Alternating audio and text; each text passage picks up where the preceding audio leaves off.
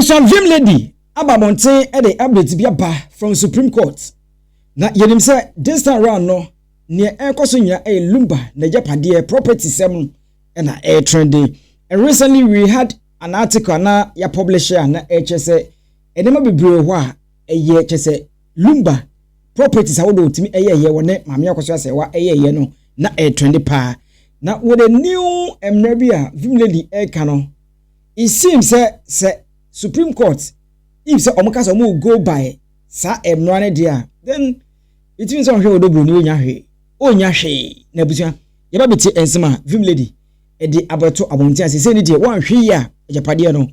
obelusi bibia onya hwe yenkotie ensem no na yemfanye emfanto ho kakra yegura mu e this side. Latest case from Ghana Supreme Court say free nekro aware for ware no muja aware ejapade a ye che no enye 50-50 biem ye nche ne pepepe biem.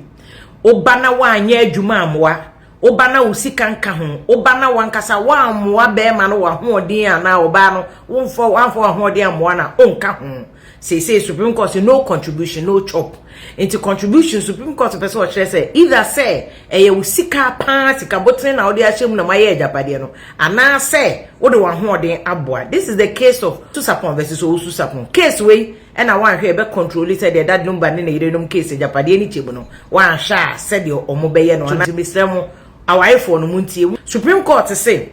wa sha asema constitution na kan article 22 emu say our iPhone ye japade a mrane fane say omienu ni da no enye automatic omo say enye japade bia na our iPhone eye bomu a e kire say eye omomienu mu dia ye wa japade a awarefo no oba ne obema ya omo pese se japade we ye de joint property ye mienu ye dia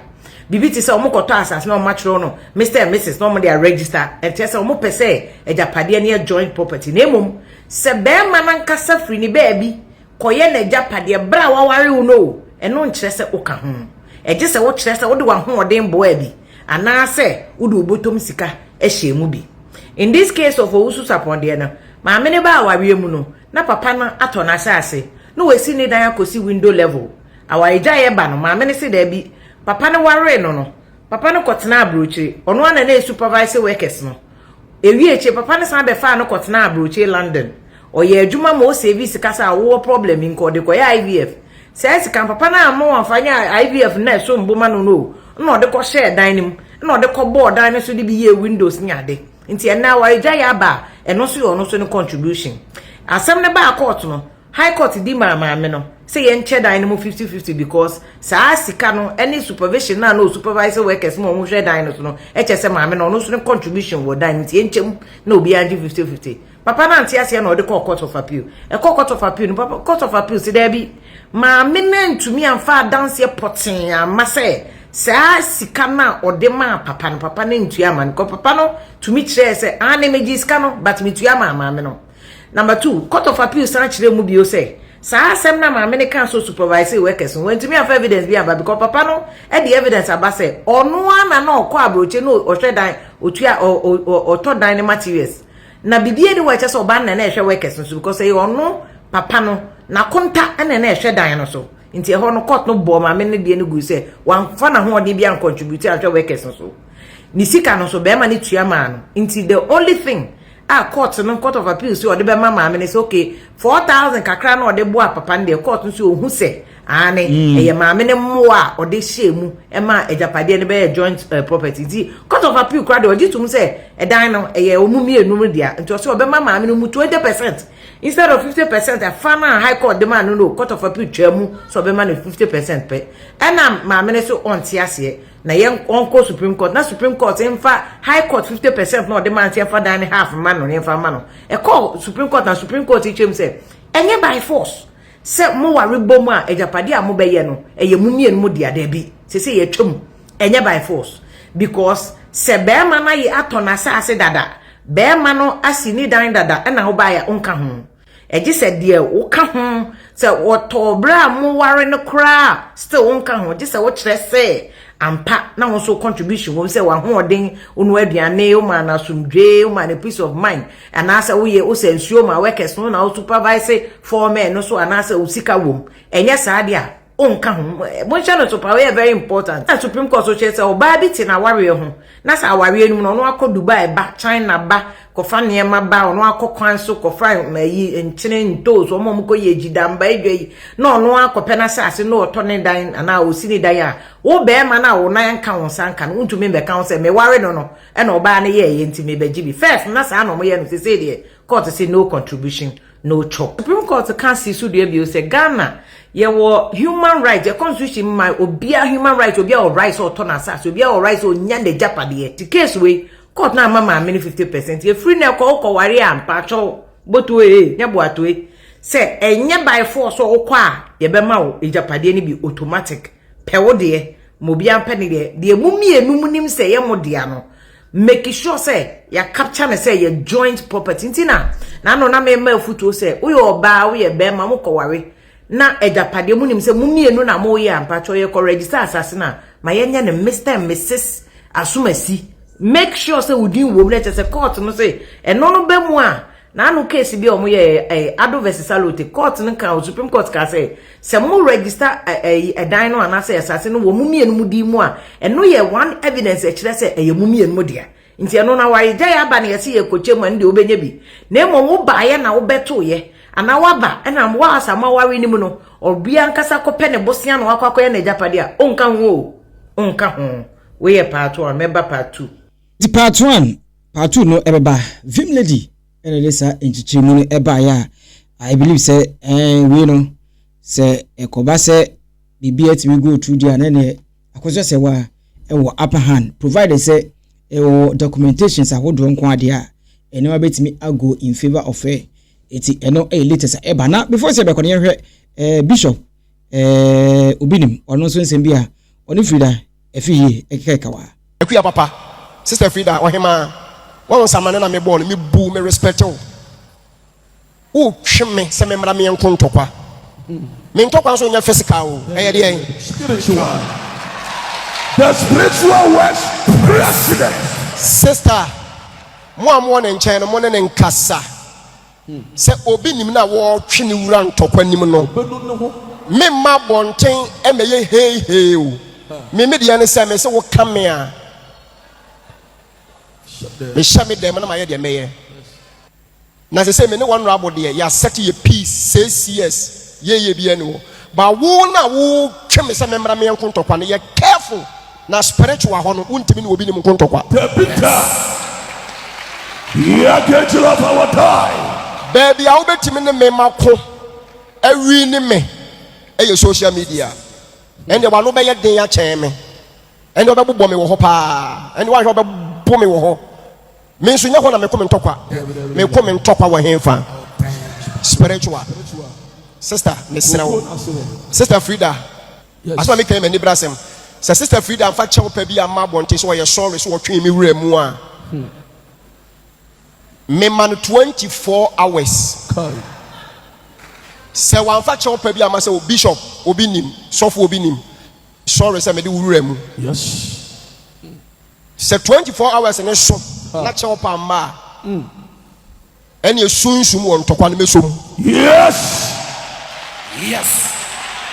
because eya wona wo tweme say me mara me nya den onko yes me ka se mu da ho ne mu na ho but ye ntokwa me say enye hefa social media e ho de me ma ho ba sunsun de mesom yes koso na wo yi ba tweme say me mara enti bishop obinim ai se de so wasachira ompa basabasa yo ti udisia enye so oba betwa na mum wankasa de ho bade a ene ono ebe cha yampa na ti san komoyi Maame Akosua no to cassette odwoma brosan so minim ne pa na me di force ko odwoma brosan so na me ko yi operation samunim se odwoma brosan so awon ne pam trouser satam na Fuji sabaso Fuji's campaign samunim Fuji's campaign na abaso aho ana me ko yi operation wo se Fuji's na no ye be na me ko dwa wo sunwa itachiman na Fuji's abaso Maame Akosua minim no odwoma brosan so me ye adwuma na mo 16 years na me sa mini Maame Akosua e wo dwoma brosan so awon na me kopam Fuji so obi anim se dwoma brosan so na ye operation obi o wa Ghana bi anim mini Maame Akosua me kwa ye ni bi awon na mkote hwenya akocha we want Maame Akosua serwa minimum oba Ghana mre bi satana ye botire wodwom ye bebo wuti ma sister bena ofra bi jan no botire na mesua tibo ye bebo wuti ma ankobi enkra na ko ye no enti satana so sole Ghana from sorry o Ghana from sorry o Lumba ejimi sika o Lumba afa mi fie o Lumba afa me dan o Lumba sisi ni o Maame what me aka wano atum sa ma Lumba wu ya eti Ghana for bone be na Maame Akosua se wa ye wo bone be ni ayawo ya to ade ayanta wo bia wo TikTok wa Lumba no ODO BRONII ni Akosua se wa Lumba no ODO BRONII ni Akosua se wa Lumba no ODO BRONII ni Akosua se wa wa ya adverta wo ton ade no say wo ye video kura nko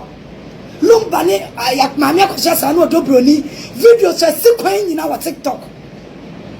Lumba ni Maame Akosua se no ODO BRONII asam aji TikTok baby ya ton ade ayento Ghana famo solio Lumba sisi mi o Maame wantimi ama na misi Ghana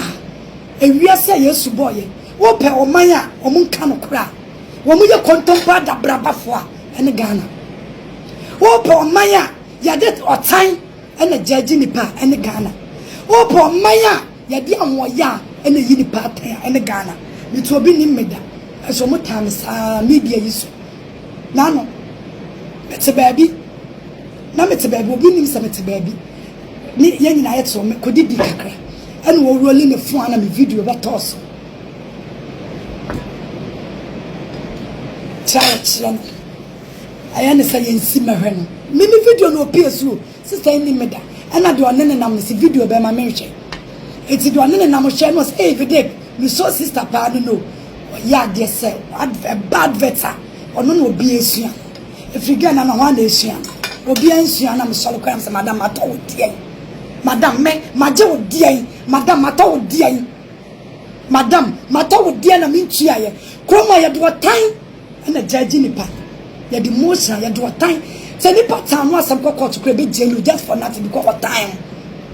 ya do time be mo yes ya do time do be ko prison ya do time na me fie kra ya tu ya musisi ya time wa na asole panyi kra time enam de ya asole ba kanti kroma ya do time na nam ya do time nipa ne time wa wo mu da woni wadua ne da wo ko ni fie da kroma sa na ya de time it's me no kasana bibi ni amse mbacho o time ana o se vede kadam say se no na waso o time what you say it's no Lumba ti ase no ene ka me maame wo ba ye me Lumba ba ya me hu no what you say me na maye ni say me na me ye say Ghana from sorry o Ghana ko be fara ODO BRONII I can tell man na 17 am ba ku mu no way obebie no beka na na to mani kunu obi awo 7 ama ni hu asan wa ba out awo san pedi for mo tenase Ghana pedi for mo fa no kwanto ba bi eda se wo bi TikTok social media Maame Akosua serwa na ODO BRONII ani Lumba so agu se wan na be yi Lumba no ama no ti ABUSUAPANIN Tupac yes so tu Lumba flumpa ene be yi ya tu ni ampa sofo bi no ma ne mranko na wo ma chire asem ni mu na social media na anyo social media na anyo se ya wonto ye o ya wonto ye abade ya wonto ye babe ya wonto ye o sister just wa hoto wa Ghana ha wonka asam na ya wonwo mu asam o ahoto ni say ya so ye bedroom match ni pa 5 obi a wo me life this to be antronto wo e wo Lumba asem yo me na me ka kire ya won do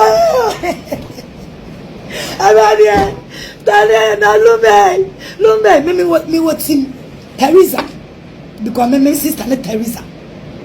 chief mu nyina ye menua na Maame BRONII ye Maame me Teresa wu ye me na me gina gate na no a okotoko residence bo shine Teresa we me na me gina gate na no ya na ye wo bo shine park no so me Teresa ye me sister eti me sramo me ye team Teresa aha maka chama me de bia me kam ye Tim Teresa eti Maame Akosua serwa eye me ya obi eni wo do obi a obetra me egu n'anim ase da obi eni wo wodofo omo bi gu n'anim ase da omo bi mu dofo n'anim ase da na sam na ya eme ya sama papa ne party ase na maame wan piama no wa me tretre ya mu ama ye na ya ma aboso ani wati enti me nua ma no ma mote awale asam wo hwe mema no wo hawa beka ne ne wo hawa fako ya na na otumfo te kokona na mbo mu ana masole fako ahimfie wo hawa fako court wo hawa fa bra TikTok heya ene na yankabi anjama be ma ne nwu na fa metete ye na ya bro ya bro alade Lumba ne Akosua serwa ne ODO BRONII ya bro It sounds funny, but in several there's all kind of village and I didn't some a good honor. See you the Obaswa now watch your agony. Another way around, Rebecca say, sorry, bet or cancel, but the Obaswa agony or commence show.